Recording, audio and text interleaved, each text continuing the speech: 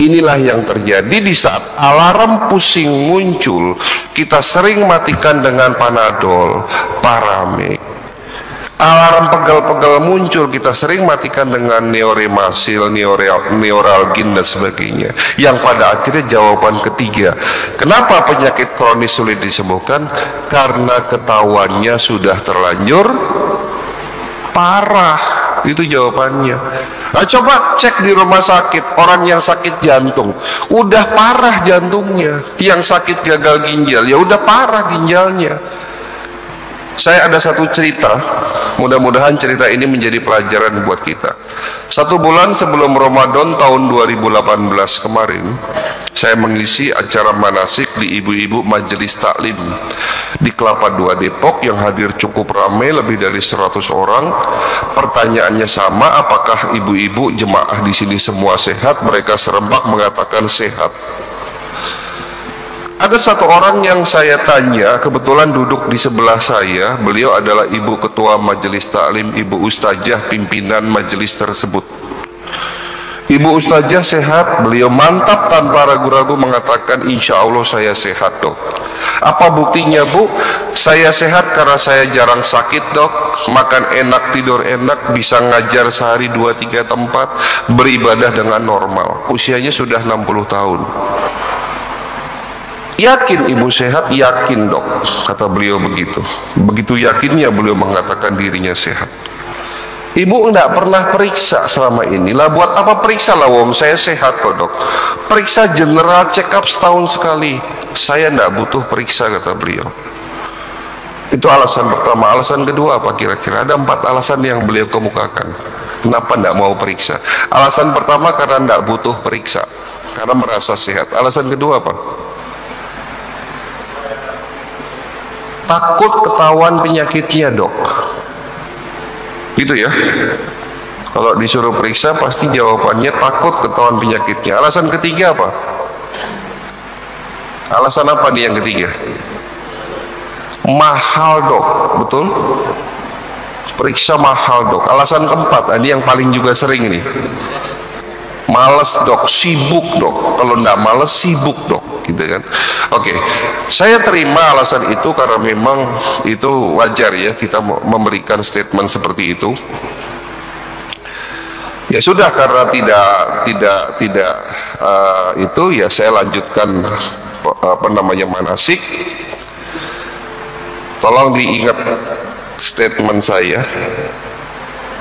Penyakit kronis yang tadi sudah kita bahas adalah penyakit yang berproses panjang. Sekali lagi, stroke, jantung, kanker, diabetes, gagal ginjal adalah penyakit yang berproses panjang. Tapi kenapa kita sering menemukan kok bapak si A sehat-sehat hari ini kena stroke, saya nggak pernah ngerasain sakit, begitu misalnya ada pasien nggak pernah ngerasain sakit jantung, nyeri-nyeri dada, tapi kok saya kena serangan jantung. Apakah penyakit ini datangnya cepat? Tidak, sebetulnya prosesnya panjang. Saya ingat sekali kejadian hari itu hari Sabtu. Hari Sabtu beliau mengatakan sehat. Hari Sabtu beliau yakin dirinya sehat.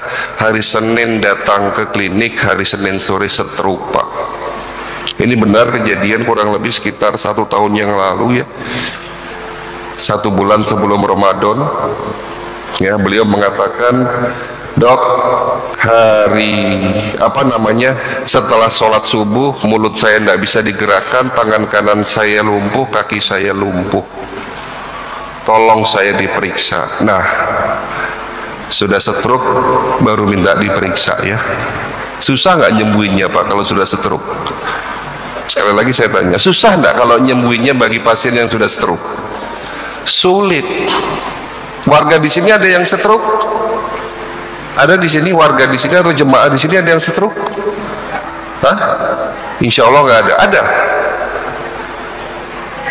Ya, sulit pak disembuhkan. Tapi kalau kita lakukan general check up rutin setahun sekali, memang menakutkan. Kalau sudah ada tanda-tanda kerusakan saraf di otak dan penyumbatan pembuluh darah di otak, dengan medical check up itu akan ketahuan. Tapi insya Allah kalau kerusakannya belum parah, pengobatannya lebih mudah dan murah. Itulah yang saya berikan kepada Pak Adam. Nanti insya Allah kalau dijalankan, nanti Pak Adam melakukan general check up komplit 250 pemeriksaan plus 18 organ di scan. Menakutkan ya dok, tapi ya enggak apa-apa, lebih baik tahu secara dini dan insya Allah ngobatinya jauh lebih mudah. Karena kalau stroke, serangan gagal ginjal, jantung, kanker sulit diobati. Beberapa bulan yang lalu ada berita, ada cerita seorang artis yang konon hidupnya sehat, olahragawan, makan sehat, hidup teratur, tapi kena kanker otak. Agung Hercules meninggal karena glioblastoma, kanker ganas otak.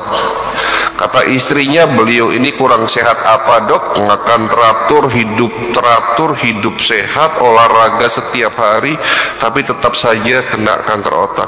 Satu hal yang beliau tidak lakukan, si Agung Hercules ini takut periksa.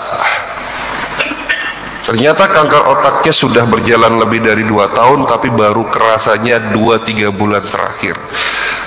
Sering pusing, sering migrain, pandangan kabur. Setelah diperiksa, kanker otak stadium 4. Sudah telanjur stadium 4, susah nggak ngobatinya? Kalau ketemunya stadium 1, gampang nggak ngobatinya? Insya Allah gampang. Oke, materi selesai. Insya Allah nanti di akhir ada tanya jawab, ada kesimpulan dan bagaimana cara mencegah itu semua. Ada 6 langkah praktis, tapi sebelum ke situ saya buka sesi tanya jawab, 2 dari bapak dan 1 dari ibu. Kita batasi 3 orang. Silahkan. Mumpung masih di sini Pak, tanyanya di sini gratis. Kalau tanyanya di klinik bayar loh Pak. Monggo silahkan. Kalau jangan tegang ya Pak, ini ngomong penyakit kok jadi malah tegang gitu. Ya, silakan Pak. Saya minum dulu ya. Boleh? Ya. Silakan Pak.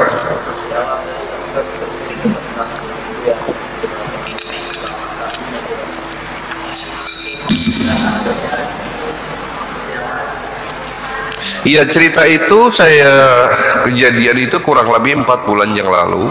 Setelah beliau datang ke klinik, setelah saya periksa dengan alat-alat yang kita punya dan saya menemukan jawabannya kenapa kok beliau sakit dan ini dan itu, yang pada akhirnya saya melakukan 3 tahap pengobatan. Yang pertama saya bersihkan darahnya, saya bersihkan ususnya, karena ternyata penyebab rusaknya sistem tubuh ini diawali dengan ususnya yang kotor.